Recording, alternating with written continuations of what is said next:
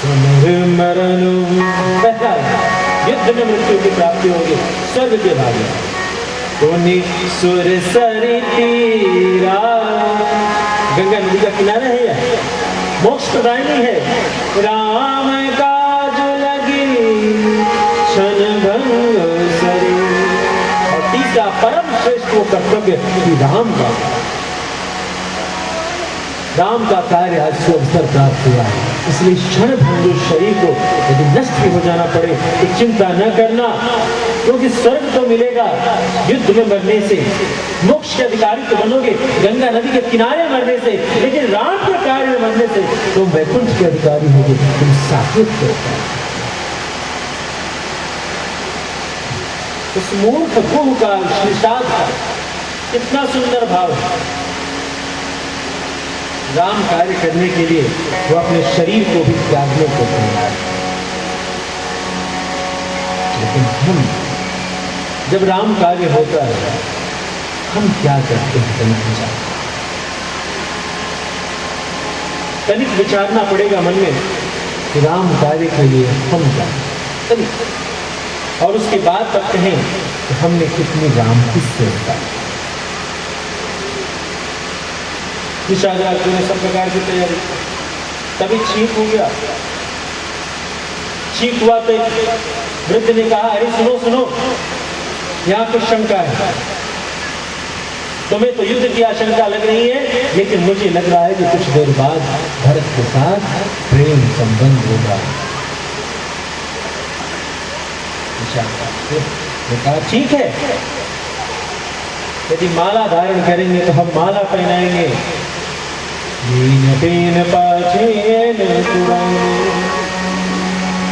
बढ़िया मछली मछली सब लेकर के चले मांगलिक दर्शन करने के लिए, खाने के लिए नहीं। कहते हैं मछली का दर्शन करो।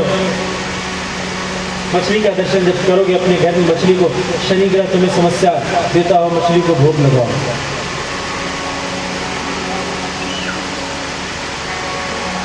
मछली का भोग लगाओगे तो शनि का नाश होगा, शनि की पीड़ाओं से तुम्हें मुक्ति मिलेगी।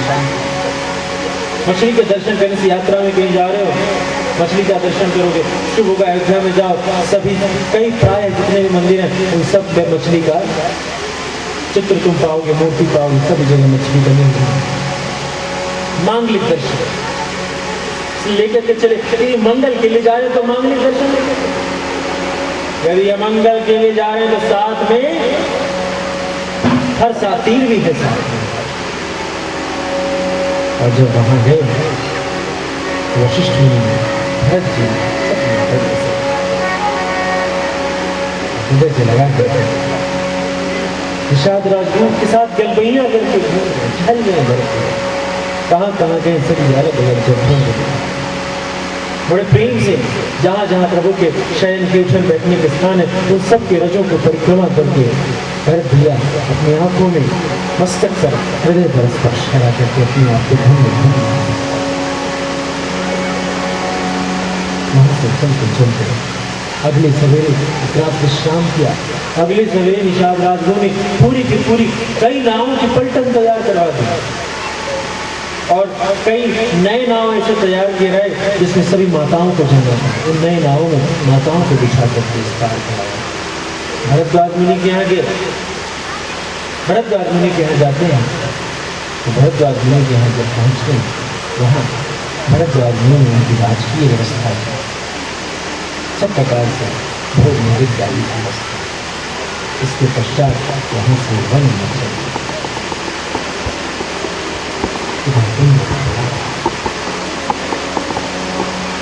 इंद्र विचलित है, कहीं भरत भैया राम से मिल करके सरकार को कहीं मना न ले और उन्हें अयोध्या न ले चले।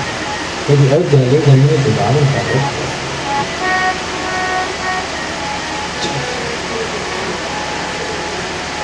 बृहस्पति के पास गए। गुरुवर ऋषभ बृहस्पति से प्रणाम करके निवेदन करके अपनी बात कर। बृहस्पति ने कहा देखो देखो देखो कोई कुछ में चल देंगे। भरत सरसे को राम सने जग जप राम राम जप जय। भरत सरिस राम, भरत के समान ऐसा कौन राम से स्नेह करने वाला। सारा संसार तो राम के नाम को जप रहा है और राम किसे जप रहे भरत को जप रहे। क्योंकि भरद्वाज मुनि भी कह रहे हैं भरत से भरत तू घबरा मत। निषाद राजगुरु ने कहा, भरद्वाज मुनि ने कहा कि जब तक तुम्हारी चर्चा सरकार करते रहते हैं, तनिक भी घबराने की बात नहीं। बृहस्पति मुनि देव गुरु बृहस्पति कह रहे इंद्र से तनिक विचार कर ले, राम के साथ कुछ हो गया स्वीकार नहीं। मनत सुख से बक सेवकाई, सेवक बैरो अधिकार। सेवक की सेवा करने से तो प्रभु बड़ा प्रेम करते हैं और सेवक से बैर यदि कर लोगे तो प्रभु बहुत ज्यादा बैर मानते हैं, तब तुम्हें क्षमा नहीं मिलेगा। एक बार तो भरत भैया किए तो भी रास्ता भूल गए। अंत में देवताओं ने देखा कि सभी प्रेम में भूल गए हैं, तो उन्हें फूलों के मार्ग से रास्ता बना दिया। अब भरत भैया सब माताओं को लेकर सरकार की ओर चल गए। एक वृक्ष पर चढ़ करके उन्होंने देख लिया एक पर्वत पर राम लखन सिया बैठे हैं और सत्संग सबको लेते हुए एक स्थान का रोक दिया और भरत भैया दौड़े दौड़े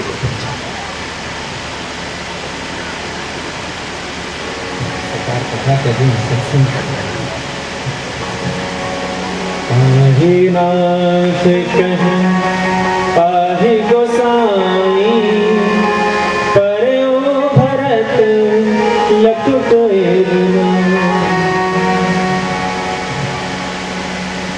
लकुट दंडवत गिर पड़े और बस त्राहि नाम। यह भी सुन नहीं रही, समक्ष जाए जैसे ही दिखाई पड़ा वो विग्रह, जैसे ही सिया राम का विग्रह दिखाई पड़ा वैसे ही साष्टांग कर। अब लखन भैया खड़े हैं, सम्मुख खड़े हैं, उनके मन में अनेक वहां को क्या करें। यदि कथा में विघ्न करें तो प्रभु की सेवकाएं में विघ्न होगा, यदि ना कहे तो वो प्रेमी वहां प्राण देने को तैयार है। भरत अनेक वहां को करते लखन भैया की भुटुटियां जैसे ही हिल रही है बार बार, भगवान राम ने इशारा किया क्या बात है। लखन भैया ने कहा प्रभु भरत पीछे सरकार कहूँ निशंग कहूँ चीरा, कहीं धनुष गिरा, कहीं कर्कश, कहीं बाण गिरा, पर उस वस्त्र का भी ख्याल नहीं। दौड़ दौड़ कहाँ है पीछे भरत को उछाल